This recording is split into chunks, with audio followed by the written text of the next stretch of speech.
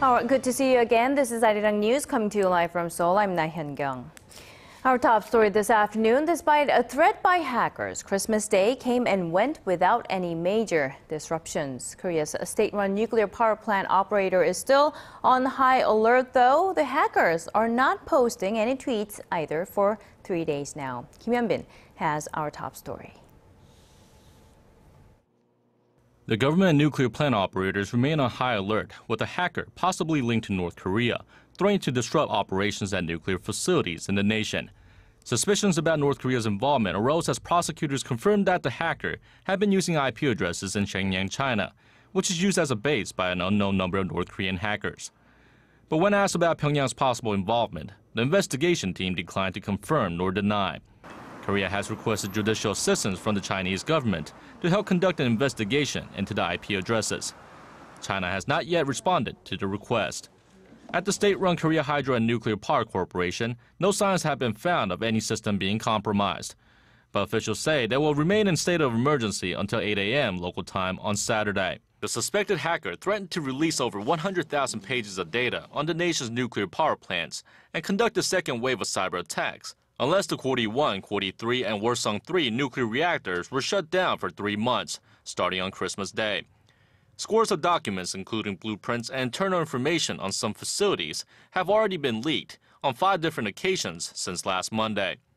The Korea Hydro and Nuclear Power Corporation manages a total of 23 local nuclear reactors, which supply around 30% of the country's electricity needs. Security Chief Kim Kwon-jin emphasized on Thursday that the suspected attacker or group does not have access to control systems for the nuclear facilities, which are separate from the external system that was hacked last week. Kim Hyun-bin, ARIRANG News. And more on this story, the agency says emails containing malicious codes were sent to its employees early this month. The emails were disguised under the names of retired workers. Investigators are analyzing whether the codes have spread to the nuclear operators' computer networks. The IP addresses of the emails are based in Shenyeng, China, and are thought to be the same person or group that recently leaked the documents. And on to another hack attack. Sony's PlayStation network was down on Christmas Day. The wide speculation is that the group of hackers responsible for the disruption was not happy about Sony's decision to screen the movie The Interview in theaters and online. For the details, here's Connie Lee. Sony has received an unwanted Christmas present from hackers. The company's PlayStation network is down again, with visitors to the site saying that the page is under scheduled maintenance. This follows a 6-hour outage the day before on Christmas Eve and an outage back in November. The latest hacking was done by the same anonymous hacker group Lizard Squad, who claimed responsibility for the other hacks. These hackers had previously threatened a cyber attack on Christmas Day for Sony's release of the film The Interview. Microsoft's Xbox Live site, which has the film for sale and rent on demand, is also down after an attack by the same hacker group. Microsoft and Sony have yet to comment on the hack, but they say they are working to fix the issues. Nevertheless, it was on with the show, with the North Korea-based comedy film that sparked all the cyber attacks. The Interview was released in 320 U.S. theaters at midnight Christmas Day, with fans generally enjoying the film, maybe more so because of the controversy surrounding it. This is a film I probably would not have come to see, but because of the controversy, I thought I would come out tonight to stand up for freedom of speech. It's funny, but it's definitely nothing that could topple a monarchy. The Interview was originally pulled from all theaters by Sony because of threats of violence against cinemas and moviegoers. And the film is now available online through video platforms like Google Play and YouTube Movies and on its dedicated website, seetheinterview.com. Connie Lee, ARIRANG News. North Korea apparently is experiencing internet disruption as well, and this has been ongoing for 4 days now. The regime's official news agency website went down at 1 a.m. Friday Korea time and stayed that way for about next 7 hours. The site is back up now, but the contents are still loading slowly. North Korea's propaganda website has also experienced disruptions over the past few days and is currently completely down. Internet services in the north went out altogether on Tuesday. The exact cause remains unclear. Now, following the hack attack on Sony Pictures, reports coming out of Capitol Hill says America's policy agenda against North Korea is expected to be strengthened next year. Washington believes the attack was initiated by Pyongyang, and with that, possible retribution measures, including putting more sanctions on the regime, are being thoroughly looked at. For more, here's Connie Kim. The U.S. is expected to clamp down on North Korea in light of the recent cyber attack against Sony. Diplomatic sources in Washington told Seoul-based Yonhap News Agency that the Senate and the House of Representatives are seeking to pass a bill that will strengthen sanctions against the regime. Two separate bills that would have done that were recently scrapped as the current session of Congress expires next week. But lawmakers Ed Royce and Robert Menendez, who are behind this legislation, are expected to make a new push next year. The legislation is expected to include elements from previous set of U.S. sanctions imposed on North Korea in 2005 that limit North Korea's access to international financial institutions. The incoming chairman of U.S. Senate Committee on Foreign Relations is reportedly on board with the move. Sources say similar efforts are being made at the State Department. Officials are reportedly seeking concrete ways to follow through with President Obama's pledge for a proportional response. Obama is expected to bring up the North Korea issue in his State of the Union address, slated for January 20th. Pyongyang has emerged as a hot topic in Washington due to the international spotlight on the North's abysmal human rights record. The UN Security Council added the North Korean human rights issue to its agenda earlier this month. The U.S. Congress, for the first time, passed a bill calling for a probe into North Korea's political prison camps in December. Connie Kim, ARIRANG News. South Korea, the United States, and Japan will sign a memorandum of understanding on Monday that has North Korea in mind. South Korea's defense ministry says the agreement will alter the way information on North Korea's missile and nuclear threats is shared between the three countries. As of now, Seoul and Tokyo only exchange their defense information with Washington, but once the agreement takes effect next week, Washington will be able to relay that information to either nation upon the consent of the country providing that information. Now, although it's based on just one man's observation, some North Korea watchers say the regime might be ready for fresh inter-Korean dialogue. This after a former South Korean official said Pyongyang's top policymaker acknowledged South Korea's sincerity toward improving bilateral ties. ARIRANG's Unification Ministry correspondent Hwang Sung-hee has our next story. North Korea's official in charge of South Korean affairs says he understands President Park Geun-hye's sincerity about improving inter-Korean ties. Former Culture Minister Kim Sang-jae told Yonhap News Agency that he passed on the South Korean leader's thoughts to Kim Yang-gun when they met at the Kaesong Industrial Complex on Wednesday. In response, the North Korean official said he understands. He also showed a willingness to return to the negotiating table. He said issues like the Mount Kumgang Torch, the May 24 sanctions, and reunions for war-separated families can open up small roads that lead to bigger ones, eventually leading to peaceful improvements in South-North relations. If true, it would mark a dramatic shift in Pyongyang's attitude. The regime had dismissed any improvement in relations under Seoul's current policies, which North Korea deems hostile. Some caution about the comments being blown out of proportion since they were not made in a high-level meeting. But others are paying close attention to the timing. They say it could signal Pyongyang's willingness to re-engage depending on Seoul's next moves, and add that North Korean leader Kim Jong-un could extend an olive branch to the south in his New Year's speech. Hwang Sang-hee, ARIRANG News.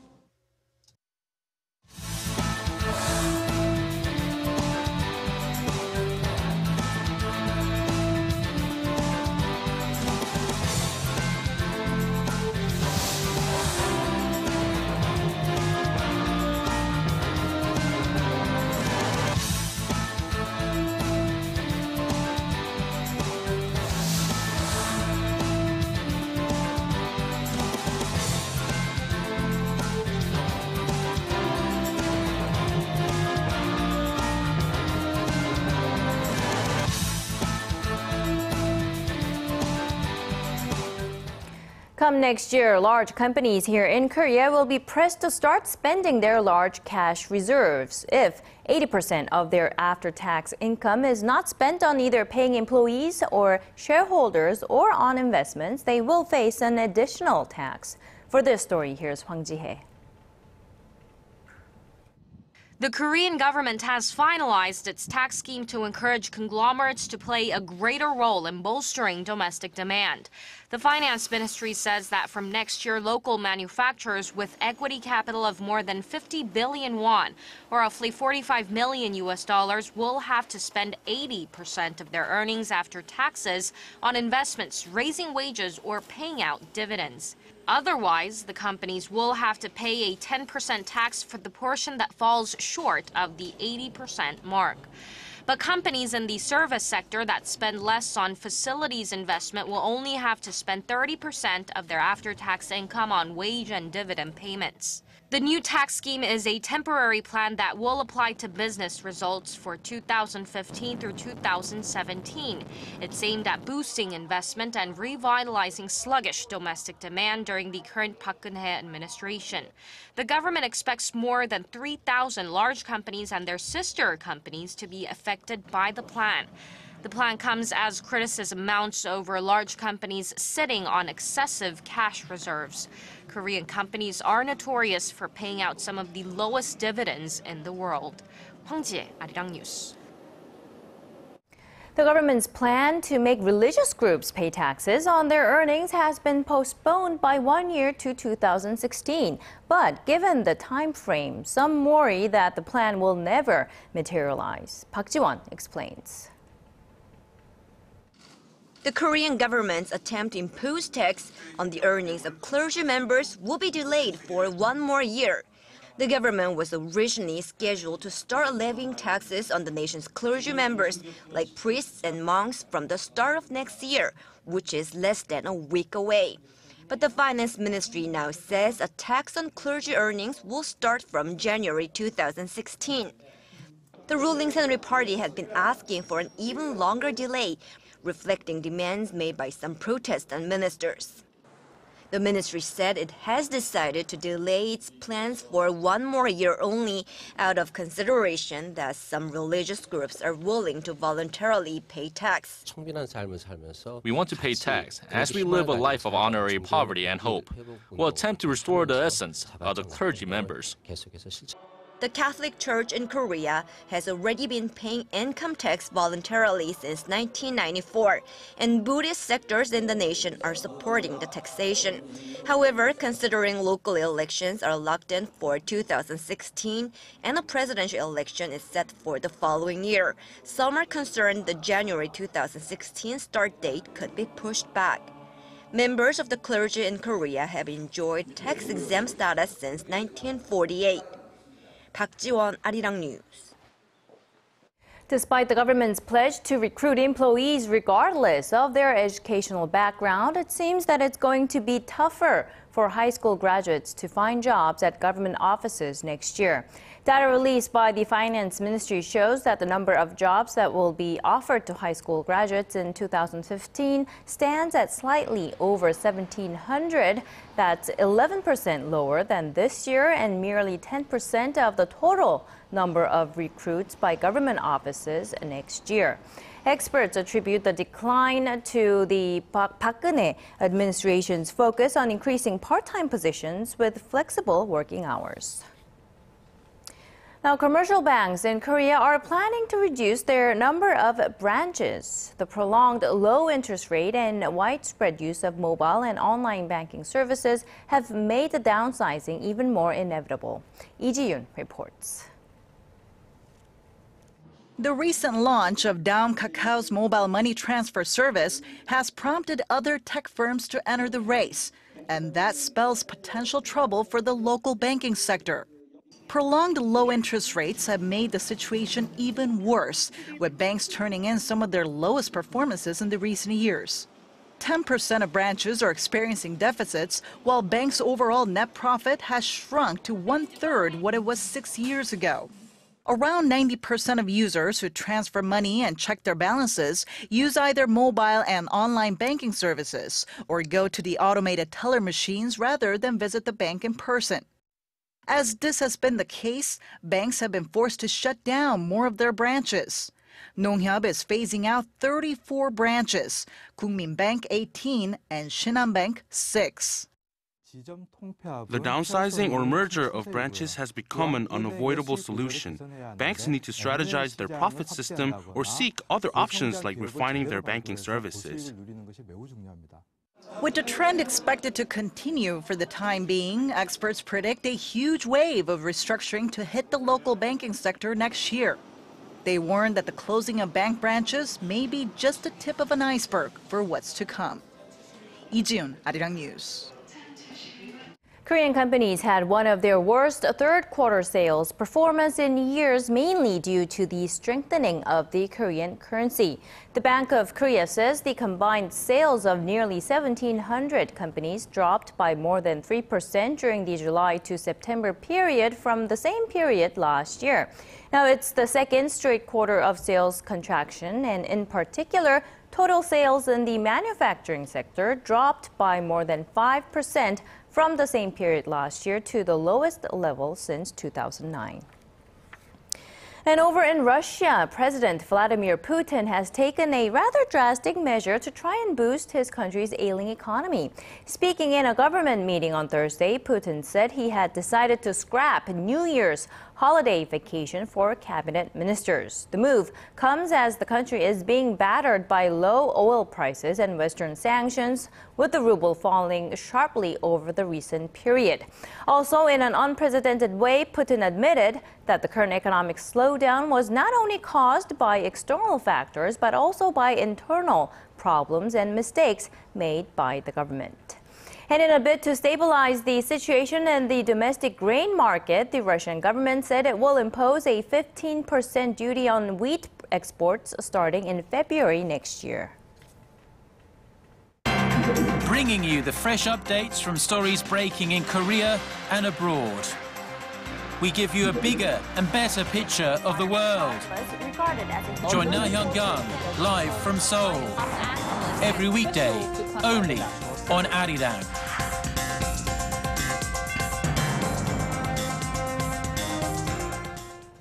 A three-person consultative group made up of Korea's prime minister and two deputy prime ministers is going to be formed. According to a government official, Prime Minister Chung Hong-won proposed this idea in order to better deal with national agendas. And the two deputy prime ministers, one for economic affairs and the other for social affairs, responded positively. They are scheduled to meet next Tuesday for the first time to discuss various state affairs and how to manage the group as well. The presidential office of Cheongwade says it's up to the Justice Ministry to decide whether to release convicted businessmen from prison as part of efforts to revitalize the economy. Now, the comments came after a Finance Ministry official said Finance Minister Choi Kyung-hwan's views on the need to parole or even pardon top businessmen convicted of various crimes had likely been conveyed to the presidential office. The official said while it's necessary to punish people who have committed a crime, excessively strict punishment harms the economy. Now, some say the absence of top businessmen in the nation's conglomerates has delayed major decision-making processes. And although not many or some people might disagree with this, chief of the ruling Central Party Kim Moo-sung actually agreed with this idea, saying that there is a need to parole businessmen due to the ailing economy. Now, catching a cab during the late night hours can be challenging in Seoul, especially this time of the year. The Seoul Metropolitan Government rolled out a new website today that should make people's lives a bit easier. Now, the site provides real-time information on the location of taxis in the capital and whether they are empty or not. The city hopes the information will be used by taxi drivers to spread out and cover more of the capital while guiding passengers to areas where cabs are available. The information is available on data.seoul.go.kr. There's also a smartphone app provided by Daum Kakao that relays the same data.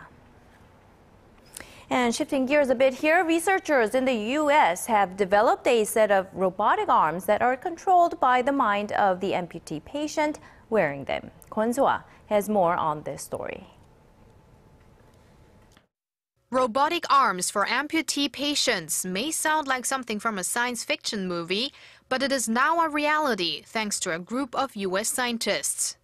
This is great news for Leslie Baugh, who lost both his arms in a tragic electrical accident 40 years ago. He never thought he'd be moving his own arms again. But that's changed thanks to researchers at the Johns Hopkins University Applied Physics Laboratory and their breakthrough with mind-controlled prosthetic limbs. Simple things like that most people never think of. And it's re-available to me.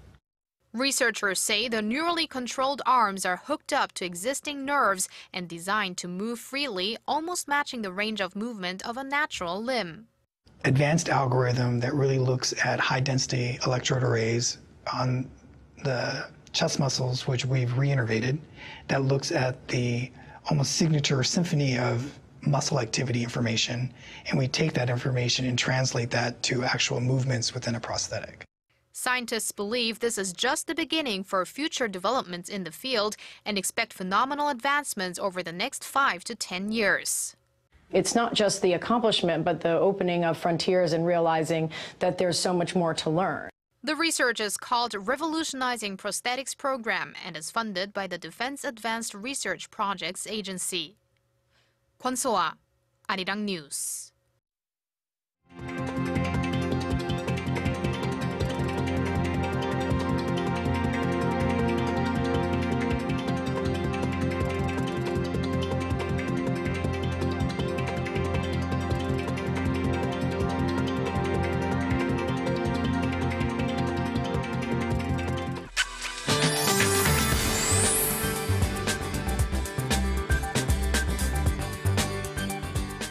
Hope your last Friday of the year is going well. Welcome. I'm Kim Bo-kyung with the weather updates.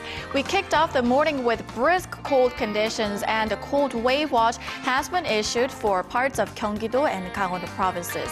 The humidity level down in Gyeongsang-namdo province is down at 11%, and a cool, dry weather alert is in effect on the eastern coast of Gangwon-do province, so make sure to drink plenty of water.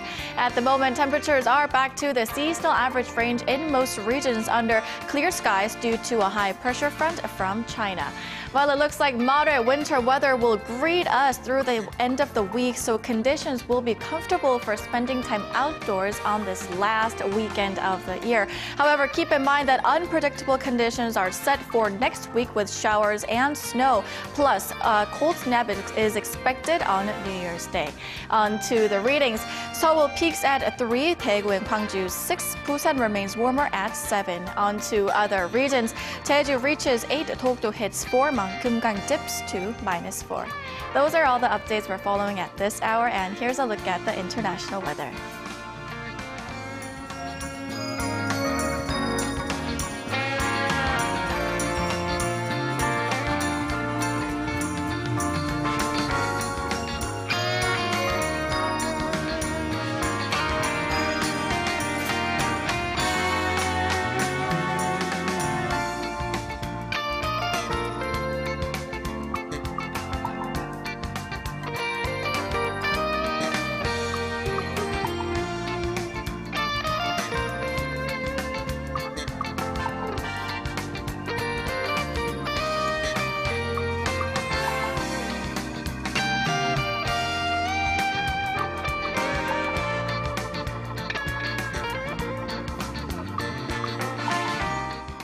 And that's a wrap from us at this hour. Thanks for watching. We'll be back with more updates at 6 p.m. Korea time.